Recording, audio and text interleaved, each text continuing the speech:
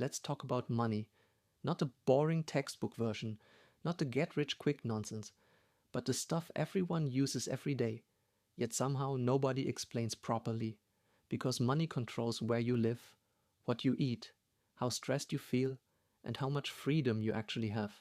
And yet, most people learn more about triangles in school than about taxes, banks, or investing. So today, we're fixing that. By the end of this video, you'll understand the core financial concepts that quietly decide whether you stay stuck or slowly build wealth without realizing it. Let's start with the first punch to your paycheck. Taxes. Picture this. You just survived a brutal month at work. Late shifts, annoying customers. Your feet hurt, your soul hurts. Then you get the email. You've been paid $2,000. Nice. You open your bank app. Balance increase, $1,456. Excuse me, where did the rest go? You scroll down the pay stub. Federal tax, state tax, Social Security, Medicare. Congratulations. You've just completed the modern ritual of giving away a chunk of your life to invisible forces, and they expect you to say thank you.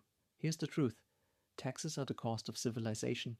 You pay them, so roads exist, schools function, food doesn't poison you, and yes, missiles get launched at places you've never heard of.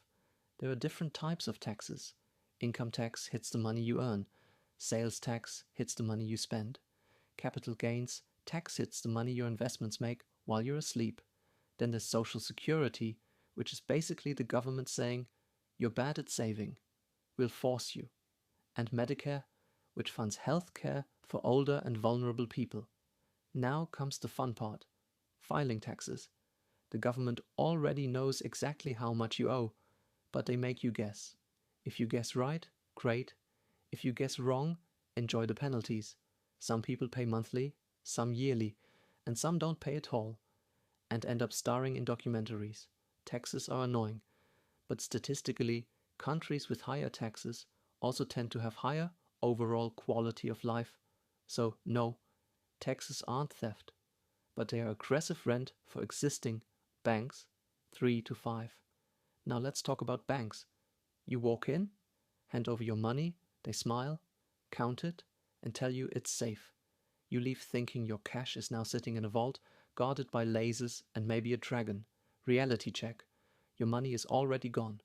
Banks are not safes, they're middlemen. When you deposit $1,000, the bank keeps maybe $100 and lends the other $900 to someone buying a jet ski. The system is called fractional reserve banking. It works because not everyone withdraws their money at the same time, unless it's 2008.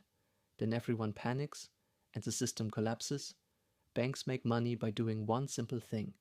They lend your money at higher interest than they pay you. You are the supply.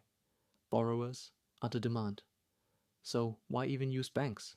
Because cards are easier than cash. Transfers beat envelopes. They pay you interest, and it's safer than hiding money in a shoebox. In the US, deposits are insured up to $250,000 per person, meaning if the bank explodes, the government promises you won't. Interest is one of the most powerful forces on earth. Imagine borrowing $1,000 and paying back $1,280. Why? Because interest is money charging rent. When you borrow, interest is the price of using someone else's cash. When you save or invest, interest is your reward for patience. There are two types. Simple interest is boring. Flat fee, clean math. Compound interest is unhinged. It's interest, earning interest. Earning interest. Miss a credit card payment at 20% interest, and your $12 burrito becomes a $50 regret. But flip it. Invest at 7% annually. Your money starts cloning itself. Slowly at first, then faster. Then suddenly you're older, wealthier, and weirdly proud of being boring. Interest is the silent engine behind. Crushing debt. Massive wealth. If you pay interest, destroy it fast. If you earn interest, protect it and wait. Interest will either enslave you or quietly work for you forever.